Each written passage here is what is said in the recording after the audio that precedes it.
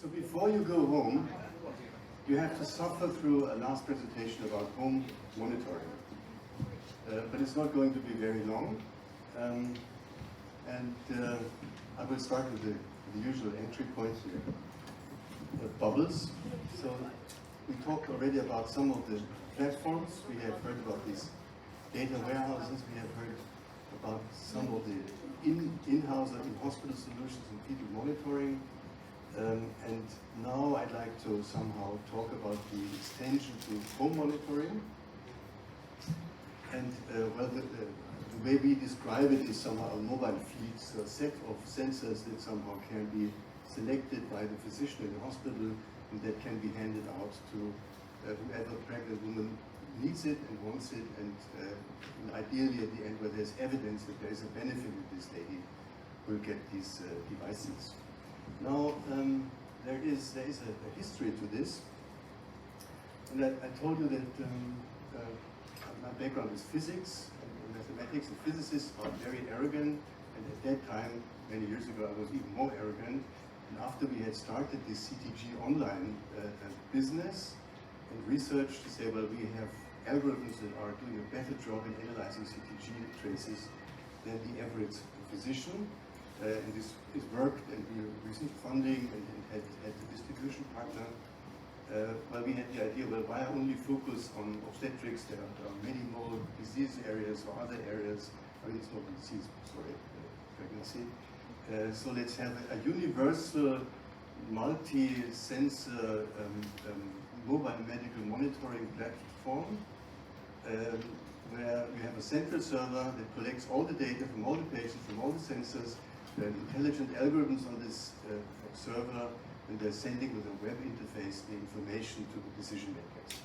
I mean, everyone knows how this is a pretty straightforward thing, but this was now 25 or 20 years ago, and we received funding for doing this, and we had developed with funding from the German Ministry for Science and Education a thing called MedShirt, which was a multi-sensor shirt, like a James Bond shirt with blood pressure and ECG and GPS and what have you. And it took us 1.4 million euros to do this. And at the end, when we had it, we realized how stupid this was, because it was much too expensive. You would need to have one for thick men, thin men, and women, for sleeping and for sports, and all these sensors and complexity. It worked, yeah. So we could show a prototype battery lifetime 6 hours, and we could walk around Zurich. And people in Munich would open up a browser in 2002 or 2003 and would see the location and the ECG being in the browser, but that was it. No market, no business, much too early. And then, well, the idea was how can we now still use the technology we had developed, and there were two pathways. One was linked to this multiple sclerosis research, where we developed a collapsed version of this MedShirt, where we have put the sensors in a birth buckle to monitor long-term evolution of activity in patients with MS or other diseases, which has become the OptiBelt. So this is the other ball. And the other part was, well, let's use it for mobile monitoring for CTGs. Not just having mobile doctors, because that was already possible at that time, that they use mobile phones or tablets or being at home to look into the central station that's in the clinic, if the clinic has policy to open up the firewalls, but really to make it possible that women can stay at home and send the data to the clinic. And we've done a trial. Now, in retrospect, this was remarkable how quick this went with 3 or 4 hospitals in Munich, around 100 women who participated, at, in retrospect, risk pregnancies. Before doing this, people told us it's not going to work. Women will not be able to find the fetal heart rate. They will not know how to operate the smartphone. It's going to fail. And they will not like it, and this was not the case. So in most of the cases, they found after a short period of training, the heartbeats sometimes faster than the midwives, actually. They had no problem to operate it was not called smartphone at that time. There were no smartphones. It was called MDA, I think, from Telecom. And so it was a fantastic trial. If you look at the number of people participating. That was better than expected, the recruitment phase. So all good. The problem was it did not really take off. I mean, we had installations in several places in Germany, and I think some in, close to the border of Denmark, some in I think Italy, France, but it did not really take off, and so it was really a heavy burden to keep this with all the regulatory requirements that are continuously growing.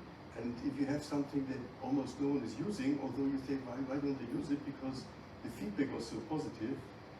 Well, we were always thinking, well, maybe we should take it off. Yeah? And then at some time, there was the pandemic, as you all know. And like many other companies, we thought, well, what could we do if we don't develop drugs and no vaccinations? And then what was the idea? Well, isn't telemedicine in the times of pandemic the no-brainer, where you can avoid that pregnant women have to go to the hospital with all the risk for getting infected on the way to the hospital and back, or exchanging infections in the hospital.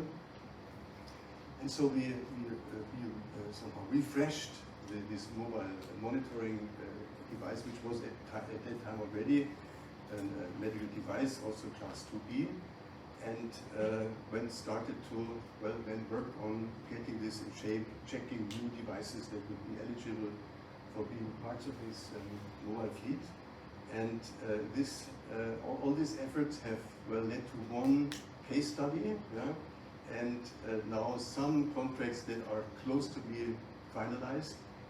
But it took so long that the pandemic is essentially over. So in a sense, one could say, let's hope for the next wave, but let's continue.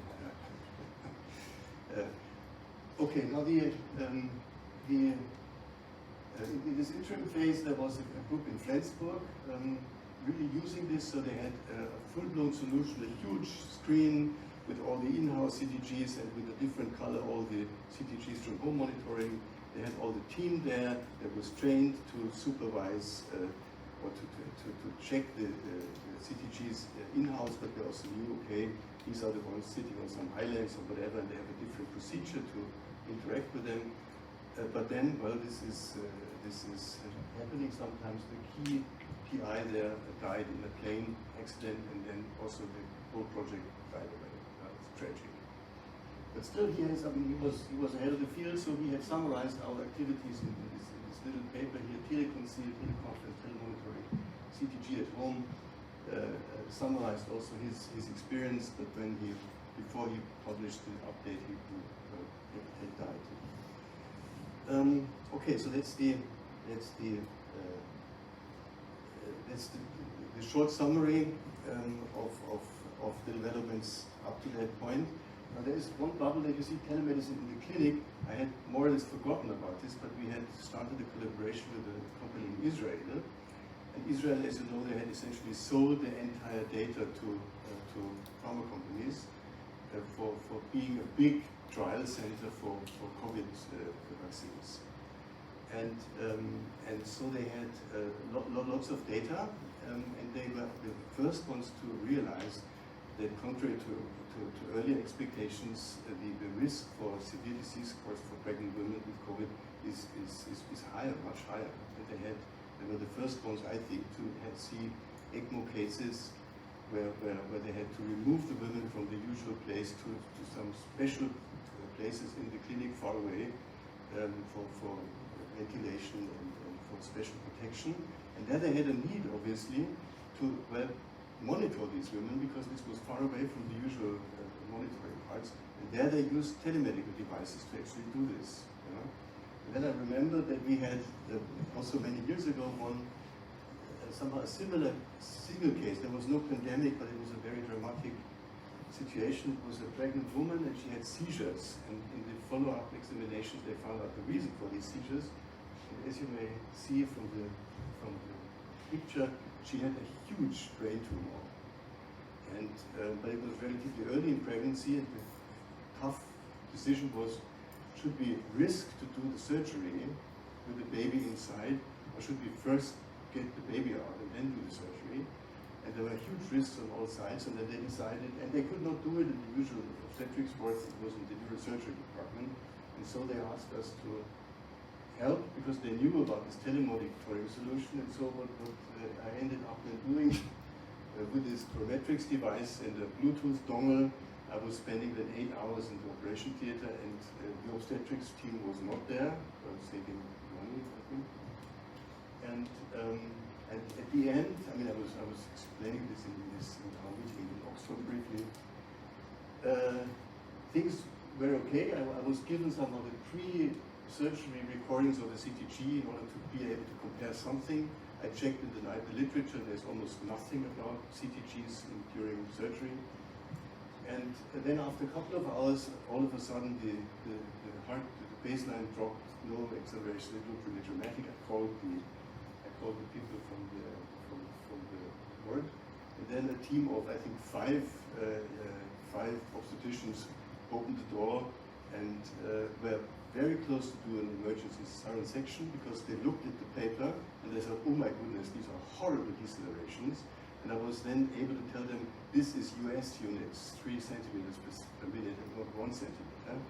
And then they stopped. It was literally a matter of seconds that changed the decision. And then at the end, they didn't do it. They could complete the operation. Mom is healthy, baby is healthy, so all went well.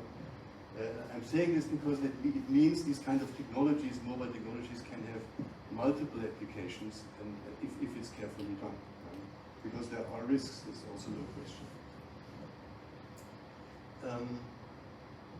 Now, what we call global presence. So here I have for my memory. So we had some installation in Germany, France, Italy, Jordan. It was actually the first one. UK and Denmark. There was something in Liverpool, a study. But I think the major paper that hopefully will change the field is by the group of Olaf Pedersen, home management by remote self-monitoring, intermediate and high-risk pregnancies, an introspective study of 400 consecutive women. Now, you probably know also some of the details. I talked to him a lot and I visited him in Copenhagen. So this was done in Aarhus years ago, and he wanted to do a trial to see is home monitoring feasible and safe, and then had ethics and everything, and then they had a budget cut in the clinic, but he had to deal with the number of patients he had, and so he had no other chance to use telemonitoring as a standard of care. So he had to drop the trial, and then he just decided to really collect data from all those patients he had, or patients and pregnant women he had included, and these were not just high risk, they included highest risk pregnancies. They got blood sampling devices at home, and depending on the severity of different things. And you could find, and it's published here, that they had the same level as compared to other studies that checked, well, how did they handle these kind of highest risk pregnancies in the clinic. They had the same outcome, probably even better, which is really remarkable. And it's very remarkable that outside of a clinical trial, such a paper gives now pretty strong evidence in the field that it's doable, it is safe, and if you do it correctly, and in my view, this should consider to be a breakthrough paper for the introduction of home monitoring. Now, and I know, and I share with others somehow that your concern that this may lead to something that is also mentioned in this article in The Economist, that the future is going to be we're going to have sensors all over the place, so implanted or on the skin, and measure everything. So the pregnant women and maybe even the caretakers. And there is certainly a risk that the same mistakes as have happened decades ago will be done again, that we over-treat and we over-diagnose. But there is, I think, a chance that now, when this is taking off, and I know there are other groups and companies now really trying to start a significant size of applications of home monitoring, that ideally these groups should collaborate, maybe in a subset of this big CTG data initiative, to say, well, if we do this, we should collect and pool the data, similar to what Olaf Pedersen has done, in a central database. The women will give their consent, I don't doubt this, and then build a database that will allow us and the clinicians to decide, well, who is eligible for this, who should not get it because it will increase anxiety and so on. But I should say, we currently are working with different devices. The one we've used in the case study here at the LMU in Munich is from an Israeli company called Yeramed, and the device is called Yeramed. It's like an Apple mouse size thing. It has an ultrasound measurement for the fetal heart rate. It has an independent measurement of the maternal heartbeat. It has a Bluetooth connection, and we have an app, and this goes to a central server that's managed and then can be viewed with the CTG analysis by the decision makers. And the case study is about one example. We don't have 400, we have here just one case. It was a pregnant woman who, early in the pregnancy, there was a strange finding of the placenta, and the recommendation was you should get a cesarean section, this is too risky. And she got a second opinion, and the doctor here in Munich said, well, he thinks it should be okay, but to be on the safe side, he will need to have a daily checkup from a CTG, but we cannot do this over many weeks in the hospital environment, so he used this mobile fleet to do it. They had their daily recordings. At the end, it was a healthy baby and no C-section, and I think it's even more important that it was a healthy baby that was not preterm delivered in a C-section. And this is only n equals 1, but it clearly demonstrates if you pick the right cases, you can have a massively positive benefit-risk ratio. And that's somehow my feeling with somehow the push from the pandemic to enter now here a field where it's much easier to demonstrate a positive, definitely positive benefit-risk ratio, where you can say with our technology and with these things we can save lives and do not have to struggle to find tiny things and to argue against Cochrane that continue to say, well, what you're doing here is not changing anything apart from overdiagnosing and overtreating. Okay, so that's my summary here. And although we had not planned a panel discussion, but we had talked briefly at the coffee break that there are already now some ideas to maybe link this to other ongoing initiatives. But you have the topic about Oslo that is probably copied. Yeah, go ahead. Maybe copying somehow the solution that Denmark has chosen to take, and yeah, so there could be a fresh start that is maybe easier than trying to pull existing data from different countries.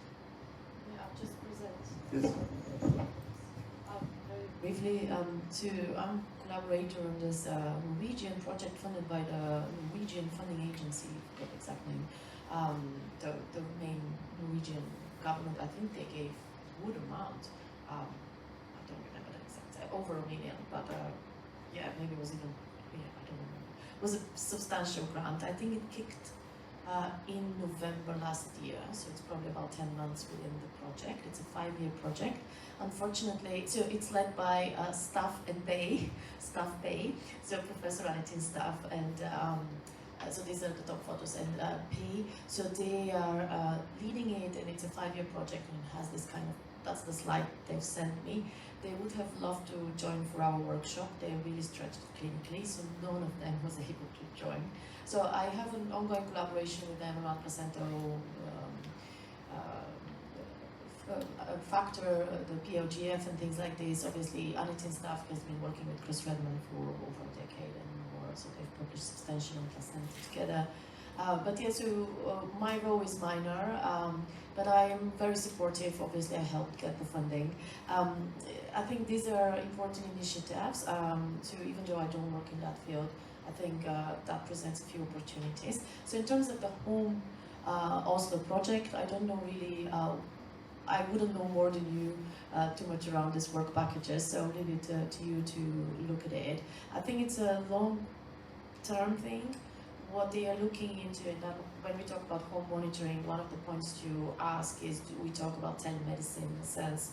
Are we talking about the data being transferred to the hospital, reviewed there by an expert clinician? Or are we talking about moving towards having an automated alert? It's an open question. The Oslo project is looking into moving the data to the hospital to be reviewed visually. But we are collaborating, Chris Redman as well and I separately and together in terms of getting that data and obviously investigating the application of those Redman and the fit for label tests for this kind of assessment. So we'll be happy if the data starts streaming. I think they're looking into maybe, so I think they're still negotiating what devices to use, and I think Deep Nemo is something that I recommended very strongly. I think they are looking into Nemo as well from what I know. But yeah, so a few notes on the topic from me. So one is when we talk about the home monitoring, yes, what are we talking about? Do we think about introducing automated alerts or not? I think longer term, obviously, yes. Obviously, very, very carefully. I think it's very early at the moment to talk about seriously automating these kind of things, but why not? And we should definitely move in that direction. So I'm very supportive, very keen. Talking about creating data repositories, international data banks, I think, as we've discussed initially, that's something that gets my blood more moving quicker, because this is actually a very unexplored area. And now if we start with different devices to collect more and more data from home, from pregnancy, from different gestations, probably this is a data, because it's not owned by hospitals necessarily. So if the user, if the pregnant person is actually ticks a box and consents, I see no reason why this kind of data, we cannot set up an international consortium more easily around that, because it will be with consent. And we don't know what we will find. Obviously, it's extremely exciting to think about the physiology. We don't know what these babies and moms' parameters and vital signs are most of the time, when they are well, when they're at home, when they're sleeping in this position or that position. So I think there is a lot of potential as a community to think about that, because certainly as a community we will be stronger together. This will be a lot of data. If you start being able to collect, even within the same pregnancy, it's a lot more than our labor strategy. So you would want to have probably a team of people internationally mining that data ideally. So that's my personal view, so I'll be very supportive for something like this. And I think the last comment I will make from my personal point of view, and then we'll open up, I'll invite Nemo to say a few words if they want, and then we'll open up for a discussion, free flow. My last comment is, I'm sorry Giovanni left, what he was asking the first day was, oh, how do you see us moving towards a consumer product, where women choose, it's not a healthcare device, it's women actually do want to hear the heartbeat of their baby, it's a fact. And they enjoy it, and I had certainly a handheld Doppler monitor both my pregnancies. I give it now to my midwife who is pregnant. So she's enjoying it, and as a midwife she was like, oh no, you're not supposed to use a handheld Doppler at home, and I'm like, you're not an idiot, you can take your pulse, and and you're a midwife, so take it. And then she took it and was like, oh, my husband got it every day. It's just, there is no doubt from any anecdotal evidence you want, it's like there is no doubt that of course pregnant people and their families would love. I mean, I have children, my children love hearing the heartbeat. When I was pregnant with one and had a 4-year-old, of course. And I've been doing a lot of these sessions actually in Oxford. It's like, I've been doing this for years actually with 3, 4, 5, 6-year-olds, and talking about heartbeats, talking about babies and how we know what the baby is doing and blah blah. These outreach activities. All children love hearing heartbeats, and if it's a human nature. So consumerism product, I think there's certainly a market. And Blue Life, I'm sorry, he had to leave, but he, and see how many people have consented easily for him to mine their data, because in the bulk, majority of people would actually be happy to do that. So I don't think it's a discussion for us to have whether it's a consumer product or not. There is certainly space for consumer product. But us as scientists, obviously, we should be taking quite seriously the healthcare and the medical perspective, and there is a danger there, of course. And we should be careful. And if we don't do it, and if we don't control it in a way, then someone else will not. So in a sense, we have some kind of responsibility, I think, as well, to maybe do the research properly, so that we are not in a situation where, you know, actually uncontrolled things. So these are my personal thoughts.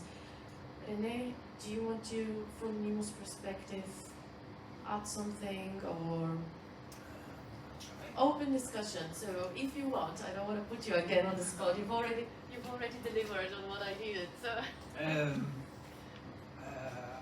What I know is when we started to have our in-hospital device and we went to hospitals, anyone asked, do you also have remote monitoring? So there's a big question from the field. Can you make this? And there is already, because there is the Doppler devices are there, but there have been a lot of studies and they all have failed because it was too difficult for the patients to do, especially in really premature babies. And then there was support of midwives that went over by their car with the CTG devices. So there have been all kinds of studies, but all have come to an end. And there are some hospitals that try to maintain, but it's still hard. So we hope that with our device, and we see that, because it's just when you put the patch on and the baby moves, it will be the heartbeat will be taken with another electrode.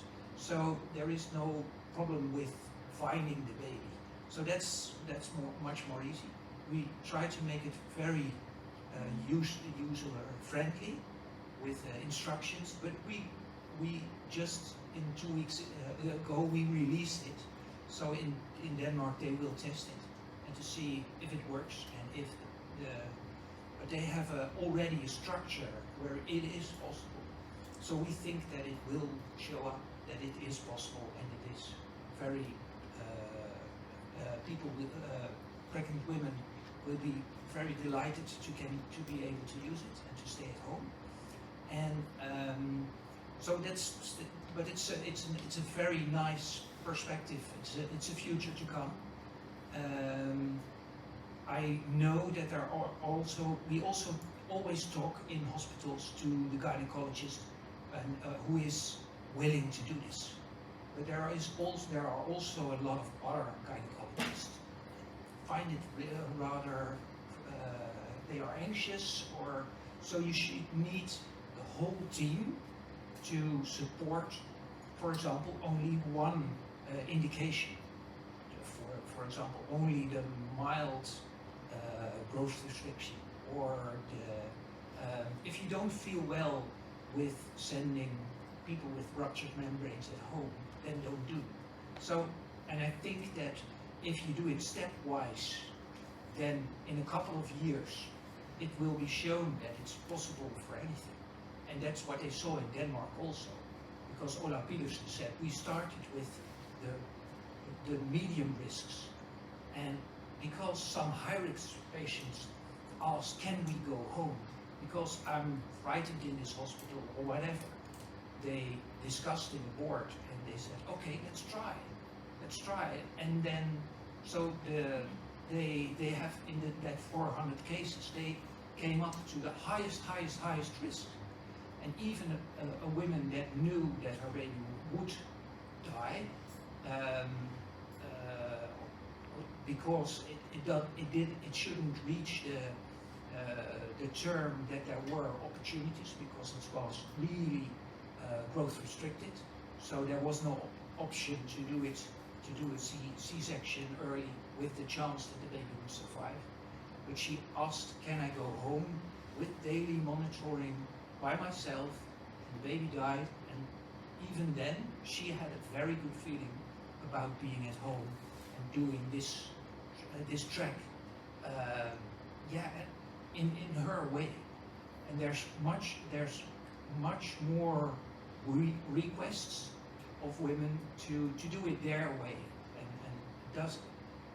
I think that the paternalization that has been there for many years is changing a little bit, and I think that we should listen to the patient, and if we can agree, then we can then do. But if we are not, if you're not feeling well, then say no and say let's wait until there's more evidence that it is possible, or that there is more growing confidence in the group that you can take another step and that you can make another indication to be suitable for this. So I think it will be a period of getting used to it, because I think it's the future. Thank you so much. Couldn't agree more. It's very slow. It's slow. But there are two comments. On the one hand, well, if we go back a couple of decades, I think people said, well, to be able to monitor continuously the fetal heartbeat, it must be a huge improvement for obstetrics. And as we all know, it was not so easy. Therefore, I think in order to get the evidence that you just described is needed to then at the end select and convince the right people to use it is really important. You must know the answer to the question I'm going to ask. On the west coast of the United States, about 30 years ago, a group of academic obstetricians decided that, this patient with ruptured membranes and this patient at high risk for premature labor who's got a dilated and partially effaced cervix.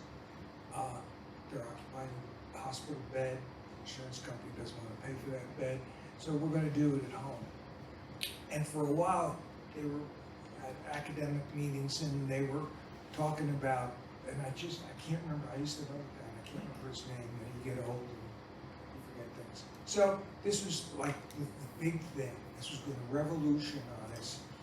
And there were some real problems with it. One of the problems was, if you don't know how to interpret a tracing, if you're doing CTG at home, certainly the patient isn't going to be able to know what's important and not important.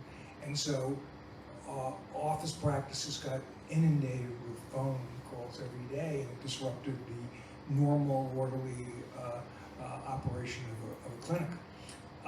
But it disappeared, and I don't know why it disappeared. Because Americans love new technology, they are true believers of the value of the new technology, and it died. And but also, they were unable to show that they were prolonging pregnancies in women who were at home with these monitors. So, are you familiar with any of that activity that was in the States, and why did it die, and why are we smarter and better now? Thank you. So I don't know the details about the use of home monitoring in the States with pregnancies. My gut feeling is that the true reasons why it did not fly in Germany and also in the United States is similar. We know now, and I had not mentioned this before, by talking to the people who were part of the trial, and in this sense were responsible for then continue to support this and grow this after years behind what they decided behind closed doors and never published and never told us. And there were two main reasons, and I think the reasons are the same reasons in the States. First was liability. What happens if a woman sends in a CTG and people do other things and the baby dies? It can be extremely expensive, and who is dealing with this? The hospital administration does not like this, so one has to find very, very clever ways how to make sure that this is not going to happen. And the second, maybe more important part was the physicians did not quite know how to get rich or how to really earn money with this. And this is a typical driving force as well. And if you don't have a solution for this, that somehow, how is the finance going? And at least in Germany, it was completely unclear 15 years ago. Everyone was talking about telemedicine, but there was no clear way how to get reimbursement. People have tried to ask the woman to pay. This is completely inappropriate in my view. And so, and these are the, I think, still two main difficulties. But now I think things have changed because we do have evidence that this stuff is working, and the other arguments are not valid, that women don't like it, that some women do not need it, and then they will not know how to operate with this. That's not okay. And the other part, the liability part, can be done with good procedures and good contracts that somehow clarify this, how to make sure that this is not going to happen. For example, by feeding it into a central station where you have already the trained staff that is knowledgeable in viewing, interpreting the traces, and taking the appropriate action. What is the data that you're collecting, and is it to prevent premature labor? Is it just to empty out a hospital? Is it, all those other things? If I send patients home with premature ruptured membranes, I know that eventually, if they don't go into labor, they're going to get septic. So I have to have in place some way to monitor them from septic. So that's a problem. But in the United States, they failed to demonstrate a prolongation of the pregnancy by monitoring them at home. I mean, I love new tech as well as the other guy, but I don't want to gratuitously repeat the same errors or the same system. Should we invite other comments, questions in view of time? I'm just curious what you did at NEMO in terms of the difference between your in-hospital and your remote device. What, did you make some compromises on the functionality? Because it's one thing to monitor all the moms that come in for labor and delivery. It's another to monopolize a device with a woman at home for, I'm not sure what amount of time. You need a lot of these devices, and they need to be lower cost, I imagine. Just wondering what you thought about that as you developed the remote solution.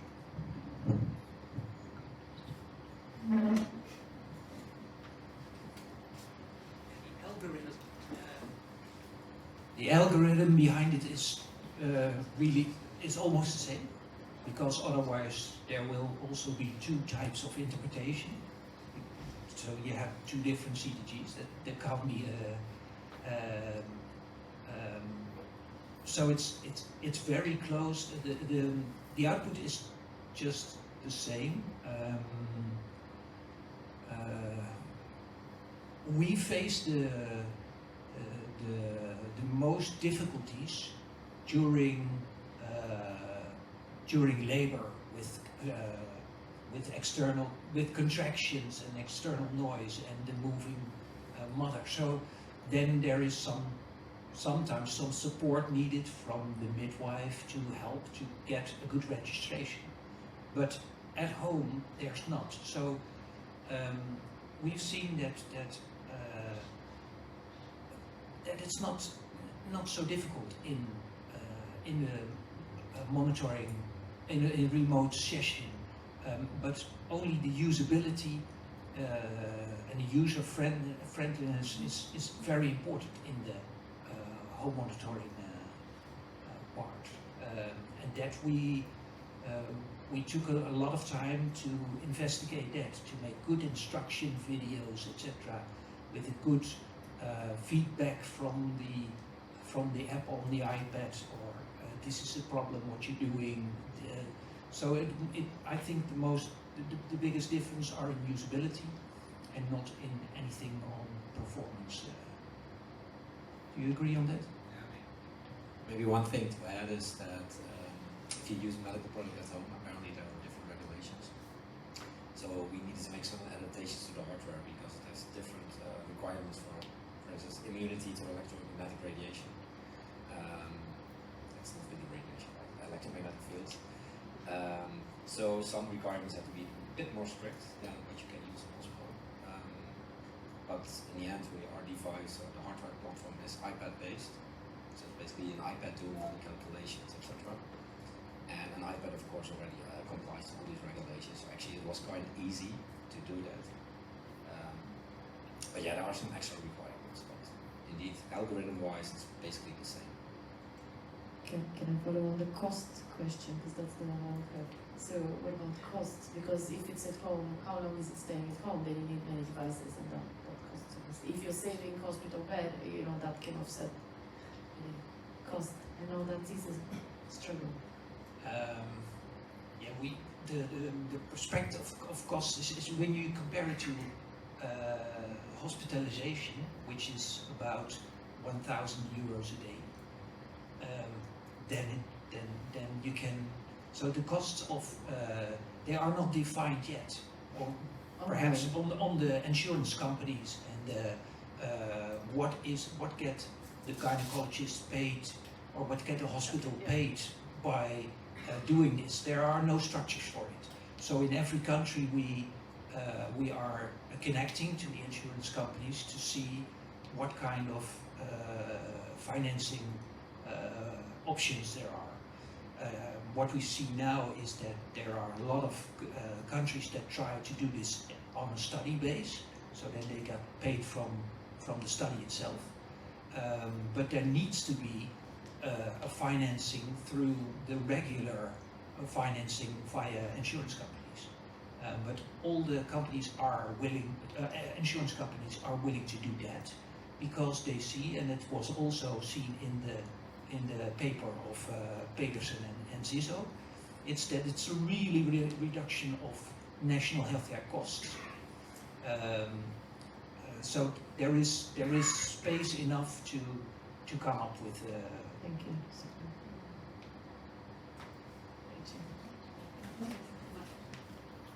Yeah, just on that point, it's and again it's a general point that we sort of noticed with a lot of stuff we're talking about with parents, and on various studies that I'm on, where there's a health economist, but they're always looking at costs to the NHS and how much cost would be saved to the NHS if some technology worked or an intervention worked, and there's never an assessment of how those costs will be passed on to the parents.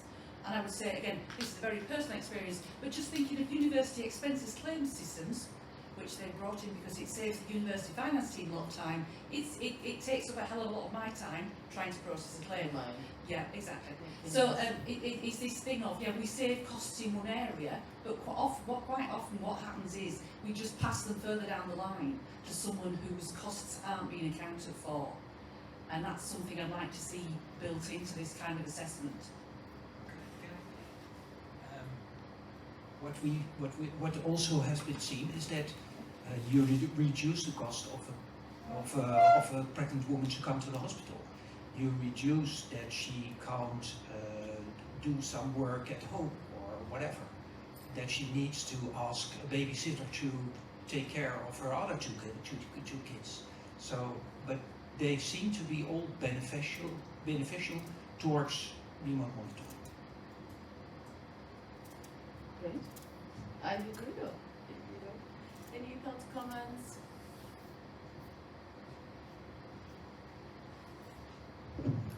Maybe one comment. When we had started our mobile monitoring efforts in 2004 or 5, we had at that time a collaboration with the Robert Bosch GmbH, which is usually known for building things for cars. And at that time already they knew the development with the cars is not going to be so positive, and they tried to find new business areas where they could compensate for the expected losses in the car business. And the idea was, well, let's get into telemedicine and let's find a company that helps us to somehow get the information how's this working, this telemedicine. And so we had a couple of years collaboration with them and went with them together to Hamburg, to the Techniker Krankenkasse, which was one of the bigger insurance companies. And I'm mentioning this with Bosch because the reason why we failed was not because we did not have broad shoulders. So we became with a really big company, and at the end, the insurance company said exactly what you said. This is a fantastic thing. I mean, it's the best way to start telemedicine because it's not a disease. It's a healthy process that we are supporting. It typically comes to a good end, and then at the end, because there is no need for monitoring the baby because the baby has been born, they will happily bring back the device and you can reuse it. Because they at that time said there's the problem for many other areas of telemedicine, heart failure or something, that once people get used to it, they don't want to give it back. If they say, well, now it's not cost efficient any longer, give back your device. Huh? And then they evaluated the possibility to support this, and they said, well, we need to do a little test and trial in Munich, for example. And then they realized the problem is that the patients that are going to be included, only a fraction of them are going to be insured by their insurance company. And so they would need to talk to all other insurance companies, and that was too difficult, so it died away. So I hope that things have changed here, but this is a complicated topic. So it's bloody obvious that it's beneficial and helpful and it's going to be working and so on, but the finance part, it's different from country to country, and I think it's worthwhile to join forces here, because if this cannot be solved, it's not flying. And from our discussions with some hospitals, they see the problem, how do they finance some of the service, and the other part is they realize we have to have some dedicated people responsible for the home monitoring stuff. Who is paying them? You know? And but on the other hand, they see the need and they see the importance. So there are changes, but this will, I think, need consolidated efforts from all players in the field. Yeah, I think that in every country there will be a study to prove that it's financial positive. And then the insurance companies will enter. In the Netherlands, we start a study that is sponsored by one of the biggest insurance companies, because they think that this is the opportunity. So, and once they've seen that it is cost beneficial, then they make the next step. Agreed, but I think for doing this successfully, we need good data and good people analyzing this data, because babies will die. I mean, they have died in Denmark, and this will happen. And then there's the big question: what's the cost for a dead baby? On the other hand, if you have enough data to argue that you have saved lives and you have longer duration of pregnancies, saving the child from decades of problems. But this is complicated. We need support to do this. I think no single unit is going to be able to do this. Is my view.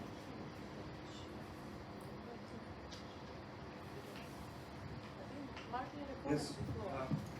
Yeah. I think it is super important to push the integration, the penetration of the market at home with devices like Nemo and the others. It's essentially to take the hospital to home.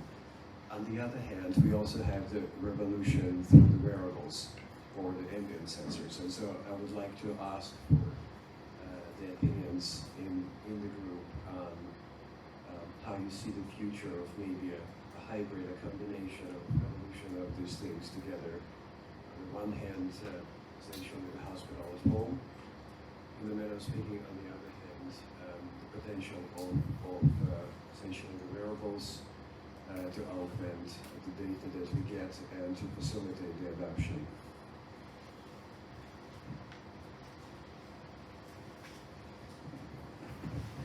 Okay, so maybe I start. So my prediction is there will be more and more devices with different quality and different sizes coming, and they will more and more look like wearables. Yeah?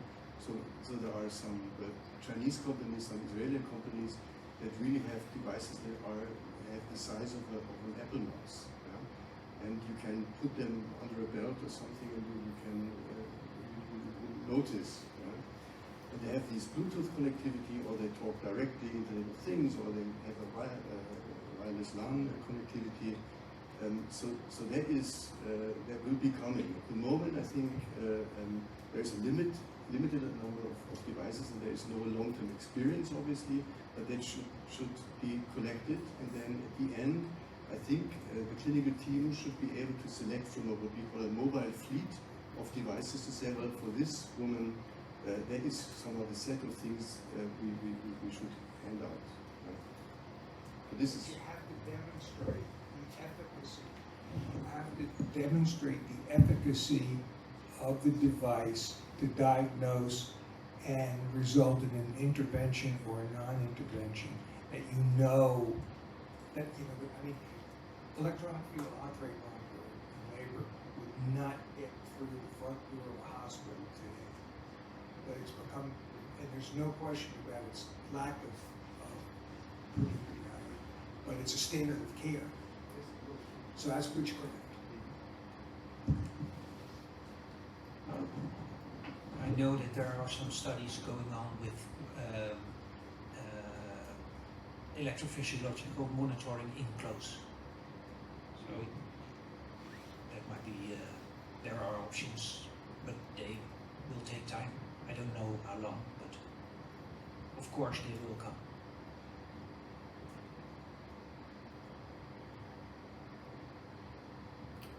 Okay, any other questions, comments, ideas with respect to home monitoring?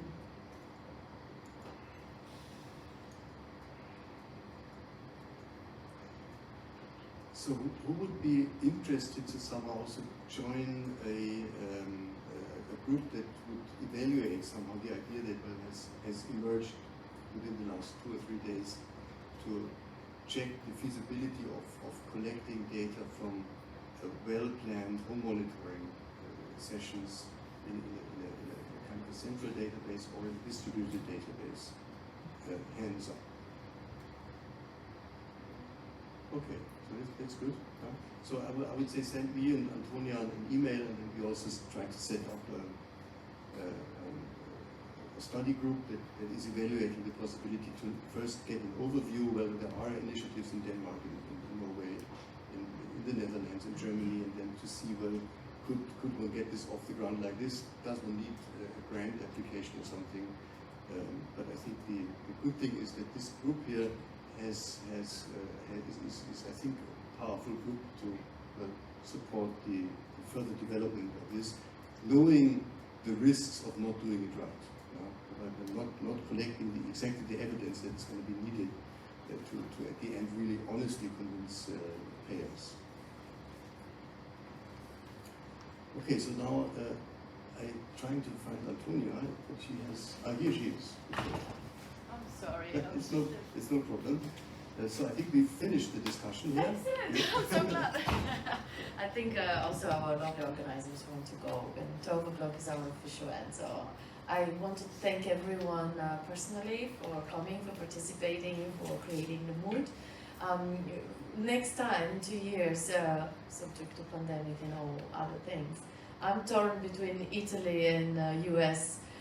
Who wants to go to Italy next time? Show of hands. Who wants to go to US next time? I think Italy wins definitely. I'll have that in mind. Pavia. We'll see. That's it from us. Thank you very much.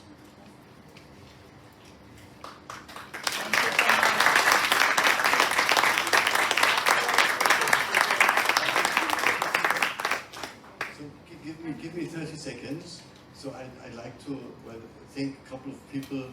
I think there's one person, Romani, who has done a marvelous job over the last weeks and months.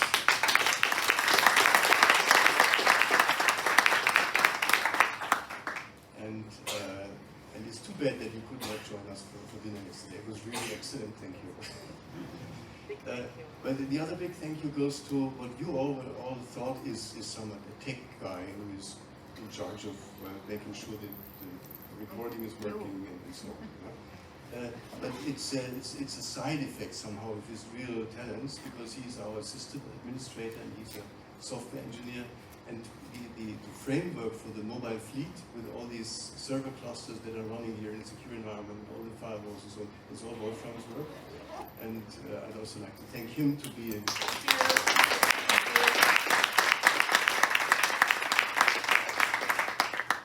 I think the most difficult part is, well, who is senior enough to thank the hero? And there's no, I have to take it, I think.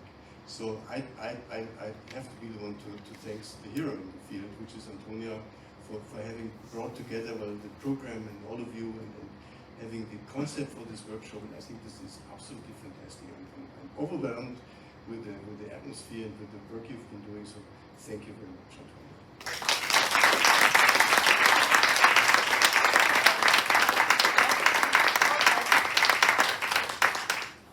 Spotless local hosting. So now the bar is up again. For next time, we cannot have a mess like we had in Porto. So now the bar is high for local organization.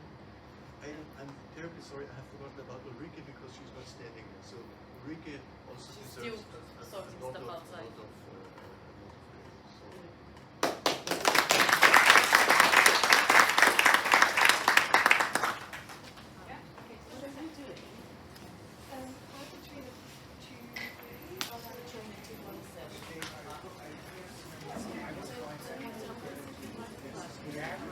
Ulrike is here.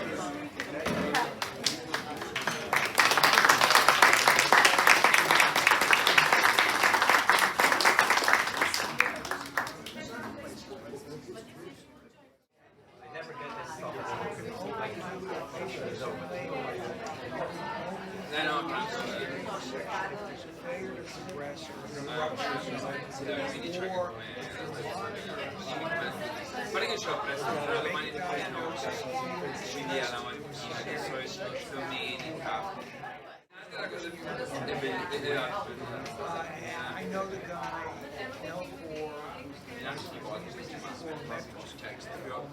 proprio dentro nella vita.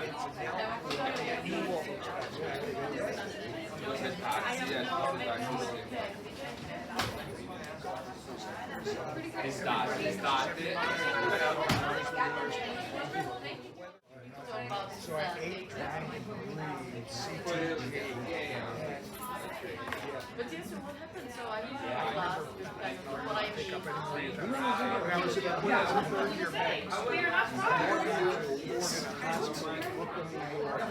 that's an affiliate hospital, it's a downstate medicine, and somebody rolled on to the floor, electronic computer monitor, it was either HP or I forget back then, and it was this big, and it was buff color, and it had a plastic disc covering on top of it.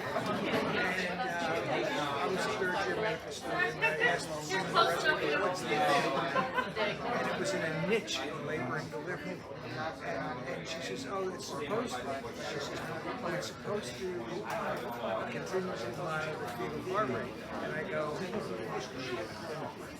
this is 1972. So I said, okay.